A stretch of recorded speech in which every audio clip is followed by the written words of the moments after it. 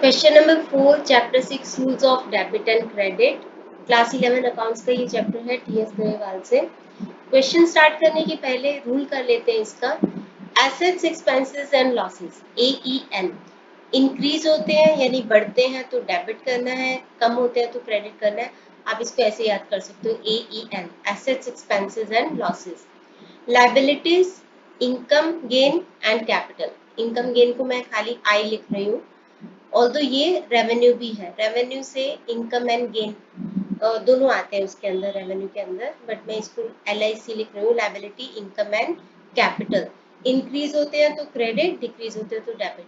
तो assets expenses losses, liability income and capital, इसको ये ध्यान में रखते हुए हम ये वाला क्वेश्चन करने जा रहे हैं। तो सबसे पहला है, on which side will the increase in the following accounts be recorded. तो कौन सी साइड पे ये वाले अकाउंट्स को अगर इंक्रीज हो रहे होंगे तो कौन सी साइड पे रिकॉर्ड किया जाएगा, डेबिट या credit. And also state the nature of the account, और आपको अकाउंट की नेचर भी बतानी है कि क्या है। एसेट्स है, एक्सपेंसेस है, लॉसेस है, लायबिलिटीज है, रेवेन्यू है, रेवेन्यू के अंदर इनकम और गेन दोनों आ जाता है, और capital.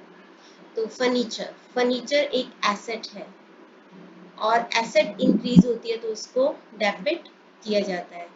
Number 2, Mohan, Mohan proprietor है, प्रोप्राइटर का अकाउंट में कैपिटल आ जाता है तो ये कैपिटल का एग्जाम्पल है। कैपिटल इंक्रीज होती है तो उसको क्रेडिट किया जाता है। सैलरी, सैलरी एक एक्सपेंस होता है जो कि आप अपने एम्प्लॉयज को देते हो।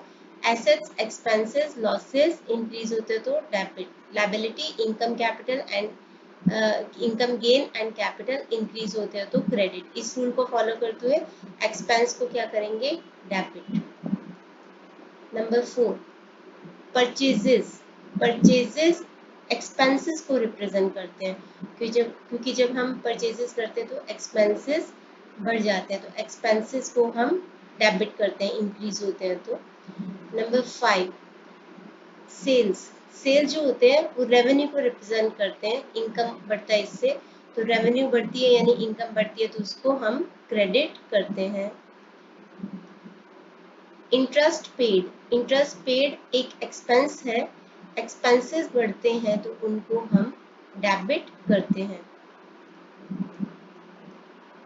सोहन, क्रेडिटर, क्रेडिटर वो पर्सन होता है जिससे हम क्रेडिट पर यानी उधार पर गुड्स खरीदते हैं। गुड्स वो होती हैं जिनमें बिजनेस डील करता है, मतलब जिनको खरीदा जाता है बेचने के लिए, या तो उनको फिनिश प्रोडक्ट में कन्वर्ट करके बेचने के लिए।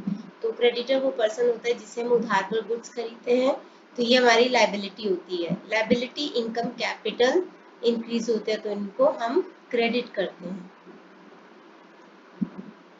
राम, डेटर, डेटर वो पर्सन होते हैं जिसको हम क्रेडिट पर गुड्स सेल करते हैं, क्रेडिट पर उधार पर गुड्स बेचते हैं, तो डेटर हमारी एसेट होती है। एसेट इंक्रीज होती है तो उसको हम डेबिट करते हैं।